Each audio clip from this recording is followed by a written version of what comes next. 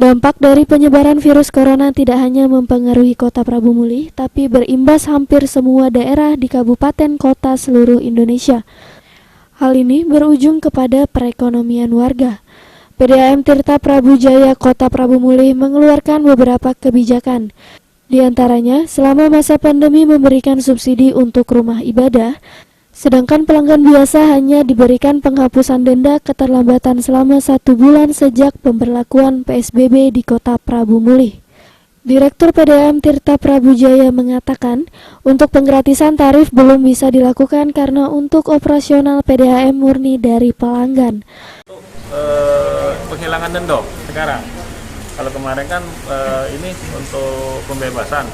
Tapi kalau untuk penggratisan, aku rasa belum mampu kan, belum mampu kalau belum ada mungkin subsidi lah dari pemerintah. Karena untuk operasional PDAM itu murni dari ini pelanggan yang bersangkutan yang bayar. Iya, itu yang murni dari ini. Sudah itu berarti yang pengajuan untuk pemasangan baru pun kita tidak terima? Terima, masih tetap kita terima. Masih tetap kali itu tidak ada masalah itu. Untuk pengajuan pemasangan baru?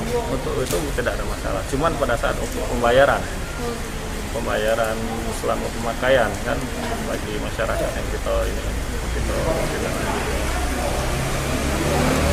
Jadi bagi masyarakat atau RT atau kelurahan yang mengajukan tidak masalah?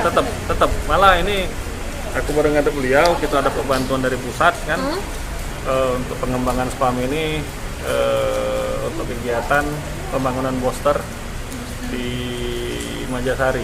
Jadi Majasari ini akan mengaktifkan kembali atau memaksimalkan daerah pengaliran di Majasari, Sukarajo sama Tanjung Raman dari pusat. Jadi barusan ditekan oleh Pak Wali persyaratan yang yang dilengkapi. Kira-kira berapa sambungan Pak yang dapat dipakai?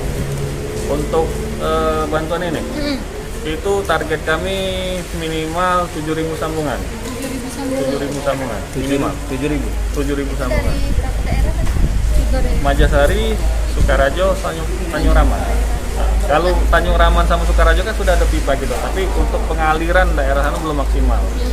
Karena jangkauan dorongan pompa kita dari kantor sampai ke Tanjung Raman itu sudah over capacity, sudah tidak mampu pompa itu. Makanya kita bangun booster di Karangrajo, Majasari untuk mendorong pompa, mendorong air dari Majasari, Sukarajo sampai Tanjung Raman.